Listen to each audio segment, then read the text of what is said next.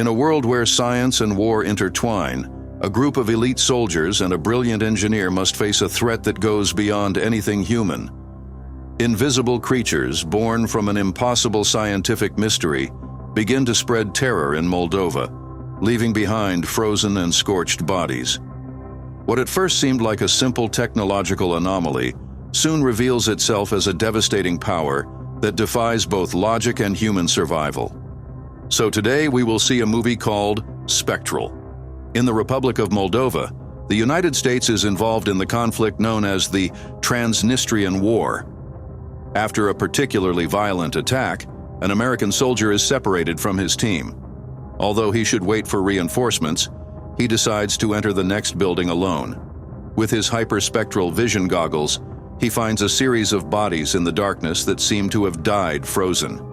Deeper inside, the soldier is stunned to discover a translucent humanoid apparition that disappears when he removes the goggles. Everything he observes is transmitted to the base, but before he can request information, the specter passes through his body and kills him instantly. Meanwhile, in the United States, Mark, a scientist working for DARPA, gathers parts to finish his latest invention, a machine capable of disintegrating materials using only waves. Once completed, Mark gives a special demonstration to the High Command, who immediately ask him to begin testing it on humans for military purposes. Mark dislikes the idea of using science to harm people, but his boss reminds him that they work for the government and those are the rules. At that moment, orders arrive from the army requesting that Mark travel to Moldova to check on problems with the goggles he himself invented. Later, Mark arrives at the American base in Chisinau, where he meets General Orland and CIA officer Fran. Orland shows him the recording of the specter captured by the goggles before the soldier died.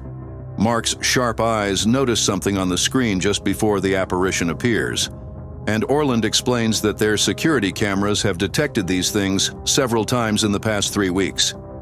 At first they thought it was interference, but after their best soldier was killed, it became clear there was more to it. The autopsy revealed that the internal organs were frozen while the skin was burned and corroded. In recent weeks, they have found more bodies with the same characteristics, and their Moldovan allies know nothing about it. Teenagers have been painting the words "Genocid Aratari" at the death sites, referencing a local myth that means the ghosts of war. The CIA suspects it may be some kind of advanced camouflage technology, but that does not explain the soldier's death. Mark wants to observe these entities more closely before forming a theory, and reveals that he has brought with him a hyperspectral camera, a more powerful version than the goggles, capable of seeing deeper into the light spectrum. Orland agrees to send Mark with a Delta Force team to investigate, since another squad vanished the day before. Mark begins installing the camera on top of a military truck, provoking mockery from the soldiers who believe he is ruining their weapons. Captain Cabrera, an old friend of Mark, immediately scolds them and reminds them that it was Mark's team who designed those vehicles. Major Sessions is not convinced about bringing a civilian along and forces Mark to swear that this time his machines will protect them better. Later, the group gathers to review the mission. The other squad disappeared in a 5-story building, and they lost contact with them yesterday. They will enter a zone controlled by insurgents, so they must be ready to fight. If they encounter the anomalies, they must neutralize them, though the priority is to rescue survivors and get out alive. Fran insists that the anomalies are probably soldiers with advanced electronic camouflage and does not allow Mark to contradict her. She also announces that she will join the mission. Mark's duty is to stay in the truck and monitor the transmissions from the soldiers' helmet cameras. The team reaches the building without incident, and although the first rooms are empty, deeper inside they find both soldiers and insurgents dead under the same strange circumstances. Cabrera detects movement on the sensors, and the soldiers discover Sergeant Comstock hiding under a tub. Comstock explains that the rest of his team is dead and that their bodies are on the next floor. He also confesses to having seen something that terrified him and swears it was supernatural. When they climb to the next floor, in one of the rooms they encounter one of the specters. A soldier opens fire at it without missing a single shot, But the Spectre is unharmed and passes through the man, killing him instantly. The Spectre then leaves the room and attacks the rest of the team, who fire in vain and begin to die one after another. Mark insists that they must retreat, and when Fran refuses, arguing that they still do not have enough information, Mark points out that they will not get anything useful that way. The soldiers resort to grenades to try to harm it, and Cabrera orders the withdrawal. The survivors drag the wounded and use cables to descend through a window, but the Spectre chases them and keeps killing everyone it reaches. Finally, only a few soldiers manage to return to the truck, closely followed by the Spectre, giving Mark the chance to use the hyperspectral camera and record as much as possible. The figure proves to have a humanoid shape and even a human face, which puzzles Mark. Cabrera goes out to attack it, but his shots are useless and he ends up dead. At least his distraction gives the last survivors enough time to leave the building and get into the vehicle, managing to escape the area. As they flee, Mark tries to ask Comstock what it was he saw. He explains that he hid under the tub for hours and clearly saw the Spectre. But before he can give more details, the truck begins to shake and crashes. They have accidentally entered a minefield. Comstock hits his head in the crash and dies instantly, along with the drivers. Mark focuses on recovering the hyperspectral camera, while the rest run to an abandoned factory to take shelter and try to contact the base, though the radios barely work. The team begins to discuss what happened, finally accepting that what they saw is not technology, but something supernatural. Mark explains that the Spectre had a humanoid form, and the way it looked at him proved it was conscious, although he still does not know what it really is. All the soldiers' goggles were destroyed in the accident, but Mark offers the hyperspectral camera to watch the outside. They discover that several Spectres are trying to enter, though they cannot because a circle of iron filings surrounds the building and wounds them if they attempt to cross. That barrier seems to have been placed by someone else. At that moment, they hear a noise in another room and fire at the door to open it, frightening a pair of civilians who turn out to be two siblings, Sari and Bogdan. They do not speak English, but Fran knows their language and manages to communicate, discovering that they are alone in the place. In that same room, the soldiers find a transmission tower that emits a huge signal.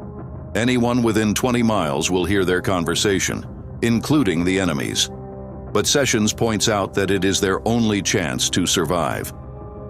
While the soldiers try to contact the base, Mark speaks with the siblings using Fran as interpreter. Sari explains that it was her father who placed the barrier around the building, and she believes the Spectres are lost souls, trapped between life and death, who cannot find peace. Mark wants to know where the father is to learn more, so Sari leaves Bogdan with the soldiers while she guides Mark and Fran to the place. The young girl has not yet told her brother the truth.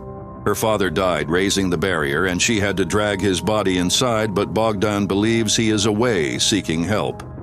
Mark examines the corpse and finds a necklace with a ceramic piece and a map of Masarov, a district near the river. Sari does not know how her father discovered the iron effect, but she does know that it was in Masarov where the Spectres first began to appear. Later, the soldiers receive a message from the base confirming that they will send helicopters and tanks to pick them up in an open square half a mile away at dawn. The team begins to debate whether this is a good idea since they will have no cover there, but Mark quickly proposes a plan. In the factory, there are enough iron filings to build bombs that can truly harm the Spectres. He also modifies the hyperspectral camera to turn it into a powerful spotlight that will allow them to reveal the Spectres in the streets. The team sends the instructions for the spotlight modification to the base so that the rescuers can also build some and arrive safely. While everyone works, Sari finally tells Bogdan the truth and gives him their father's necklace. Soon after, they hear noises outside and use the new spotlight to discover what is happening. The Spectres have climbed the neighboring building and are jumping onto the power lines to cross the barrier without being hurt. The team immediately prepares to leave, and Sari shows them an alternative exit through the back, but the Spectres follow them anyway. Mark directs the spotlight toward them and, once visible, The soldiers fire with their new iron-charged bullets. The plan is a success. The Spectres suffer damage, though the impact sometimes pushes the soldiers backward. They then fire a few extra rounds to create a cloud of iron that temporarily blocks the passage, allowing them to advance following Sari's directions until they reach the open square. The group hides inside an abandoned bus, and Mark notices that the spotlight is running out of power. This means they are completely blind to any attack, and they begin to worry when they hear a noise approaching. Luckily, it is the rescue tanks arriving to pick them up, and they have brought their own spotlights. When turning them on, they reveal the great number of Spectres hiding in the surrounding buildings and open fire on them immediately. The team must abandon the bus quickly and cover themselves from the falling debris, which prevents them from communicating their findings to the rescuers in time. The newcomers disembark from the tanks and attack with conventional weapons, which ends in a massacre. The Spectres not only kill the soldiers, they also strike the tanks, destroying the spotlights, although they are unable to pass through the ceramic pieces, something Mark observes carefully. The group is forced to flee, but they cannot find Bogdan. The boy desperately searches for his father's necklace because he dropped it by accident. Sari tries to reach him, but before she can, a Spectre passes through the child's body.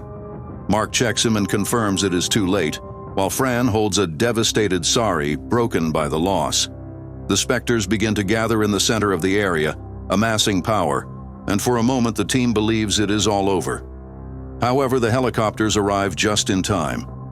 Mark notices that the wind generated by the rotors hinders the Spectres' advance, so he breaks all the iron grenades he has and scatters them on the ground.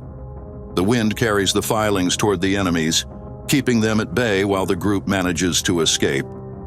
As soon as they take off, they realize they are not returning to the base since it has been compromised. Instead, they are heading to a refugee bunker. From the windows, they observe the Spectres spreading through the city, causing chaos everywhere. Upon arrival at the bunker, the guards point their weapons at them, but Fran identifies herself in their language, and they are allowed inside. The soldiers check every corner to secure the defenses, while Mark and Fran take Sari to a doctor since she has shrapnel in her shoulder from the escape. To distract her from the pain, Mark gives her the necklace of her father, which he recovered from Bogdan, and takes the opportunity to ask her more about what her father knew of the Spectres. Sari only knows that he worked making ceramic containers for Masarov, the power plant from which the creatures come. At that moment, a loud bang sounds outside, but it is not the enemy. It is Orland, who has arrived with the few survivors of the attack on the base, bringing with them all the equipment possible. Orland explains that they were attacked by invisible people, and that only 19 managed to escape. The retreat was so rushed they could not contact their superiors, so there is no plan beyond fortifying the bunker and holding out. This sparks a debate among the soldiers. Some want to counterattack, while others argue it is not worth it. Mark interrupts them when he finally connects all the pieces and deduces what the Spectres are. He remembers that Comstock survived hidden under a ceramic tub, and that the tanks partially resisted thanks to their ceramic components. In addition, the Spectres are harmed by iron, are so cold that they kill on contact, and can pass through walls, but not through ceramic. All this matches a state of matter predicted by Satyendra Nath Bose and Albert Einstein, the Bose-Einstein condensate. Creating that state requires an enormous consumption of energy, which explains why the Spectres originate from the Masarov plant. This means they are a weapon deliberately created and, if manufactured, they can also be destroyed. Mark recalls the invention he completed before traveling to Moldova, capable of launching plasma discharges, and proposes building several units using the equipment they brought from the base and any electronic devices available in the bunker. The soldiers gather useful parts, and Mark devotes himself to assembling the devices. Among the equipment, they find a robot nicknamed Mechanical Rottweiler and adapt it to install a new spotlight. They also analyze a city map and, with information Fran has gathered from the locals, plan the safest route to reach the plant. After a motivational speech from Orland, They depart in the helicopters. With the Rottweiler illuminating the platform, the first group of soldiers tests the weapons against the approaching specters, confirming that Mark's invention works perfectly. Once the first wave is destroyed, the other groups disembark and block all the platforms, focusing on containing the hordes that keep arriving, while another helicopter advances with Mark, Fran, and 2 guards inside the plant. The group is attacked as soon as they enter, so they decide to split. The soldiers stay to fight while Mark and Fran search for the laboratory as quickly as possible, knowing the fighters will not last long. After opening a reinforced door, they find the main laboratory where the scientists have died. There, they discover X-rays showing molecular scans of humans, later used in special 3D printers to replicate them in condensate form. There is an entire production line confirming that it is a weapon. Further ahead, they find dozens of specters locked in cells, although half of them are broken, indicating that an accident released several, and the scientists could not stop them. One machine includes an emergency shutdown procedure, but filled with technical terms that Fran needs time to translate. Outside, the soldiers face specters now capable of reassembling themselves, which makes combat even harder and causes more deaths. Finally, Fran deciphers that they must unlock all the ports and pull a support to release the cables, which would eliminate all the specters. Mark climbs onto the machine while Fran shoots at the specters, trying to stop him. Outside, a storm of spectral energy pushes the soldiers, until a shot at the core coincides with the moment Mark pulls the cables and the support, triggering a shockwave that throws him to the ground and drags the others away. All the specters begin to disintegrate, and the soldiers can glimpse pain on their transparent faces as they vanish. Fran rushes to Mark, and on the lower level they discover a hidden room where they are horrified to find human brains and nervous systems inside capsules. The scientists were not only scanning humans, they were using them to create and control the specters. They are neither alive nor dead, but they suffer. So Mark begins disconnecting them to give them peace.